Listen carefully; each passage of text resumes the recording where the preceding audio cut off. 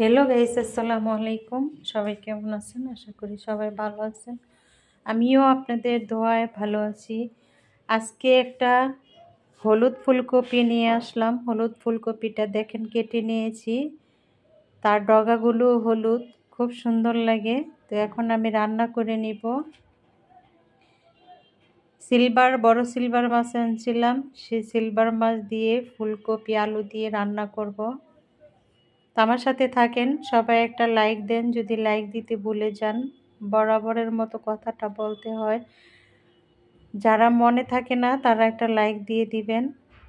এই তো আমি পেঁয়াজ তেল মশলা একসাথে দিয়ে দিলাম, যা যা মশলা লাগে।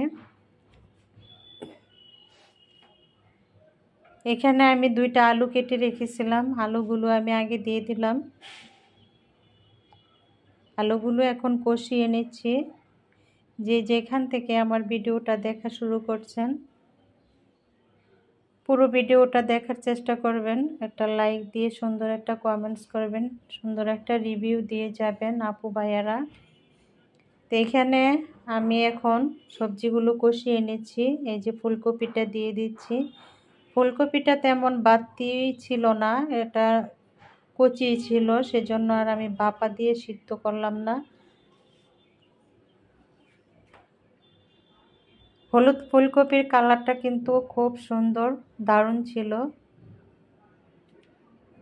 এখন নাড়াচাড়া করে আমি কষিয়ে নিচ্ছি ফুলকপি আর আলু একসাথে। হলুদের ওপর হলুদ, দেখেন কালারটা কত সুন্দর ফুটে উঠেছে।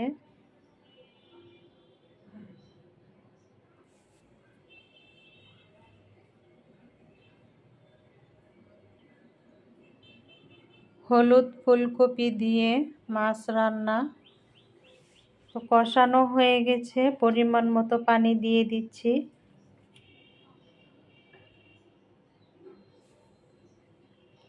এখন এগুলো ঢাকনা দিয়ে ঢেকে ভালো করে সিদ্ধ করে নিব।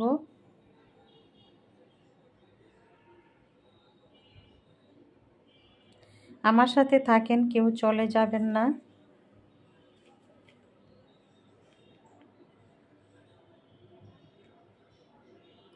এই তো ভেজে রাখা মাছগুলো এখন আমি দিয়ে দিচ্ছি।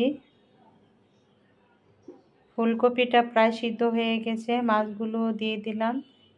এখন একটু ঢাকনা দিয়ে ঢেকে ধনেপাতা দিয়ে দিব। এই তো ধনেপাতা দিয়েছি।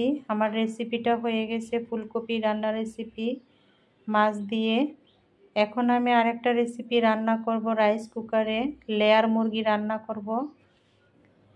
এই তো কেটে রাখা লেয়ার মুরগি রাইস কুকারে সব কিছু একসাথে দিয়ে আমি রান্নাটা করে নেব। পেঁয়াজ, কাঁচামরিচ, একটা টমেটো, পরে আলু দিব। মশলাগুলো এখন দিয়ে দিচ্ছি একে একে, যা যা মশলা লাগে। আদা রসুন দিয়ে দিলাম, হলুদ মরিচ তেজপাতা দারচিনি এলাচ সব কিছু দিয়ে দিব।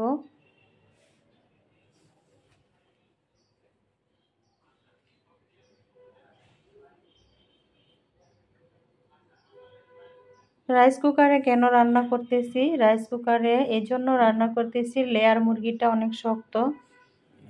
রাইস কুকারে দিলে তাড়াতাড়ি হবে, তাড়াতাড়ি সিদ্ধ হবে। জিরা, ধনে, হলুদ মরিচ সব কিছু আমার দেওয়া হয়ে গেল।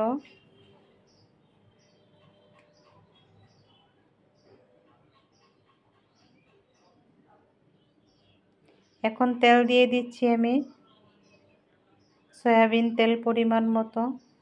বরাবরই আমি তেল কম খাই, আমি সবসময় বলি।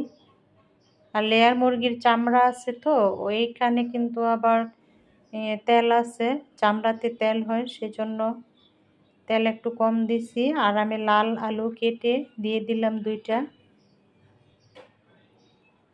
লাল আলুগুলো কিন্তু খেতে মজা, গোল গোল লাল আলু। এই তো মাখানো হয়ে গেছে, এখন আমি ঢাকনা দিয়ে ঢেকে দিব কষানোর জন্য। লবণ দিয়ে দিলাম পরিমাণ মতো।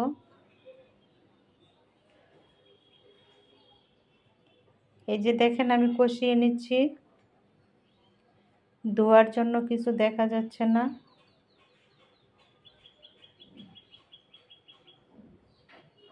অনেক সুন্দর হয়েছে কিন্তু কষানোটা, পানি শুকিয়ে গেছে।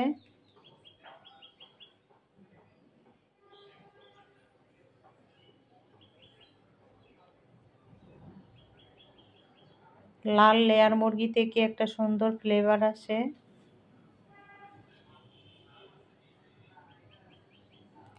পানি দিয়ে দিলাম পরিমাণ মতো।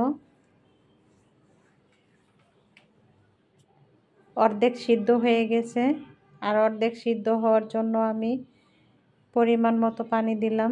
এখন ঢাকনা দিয়ে ঢেকে দিব। আলু আর মাংস একসাথে সিদ্ধ হয়ে যাবে।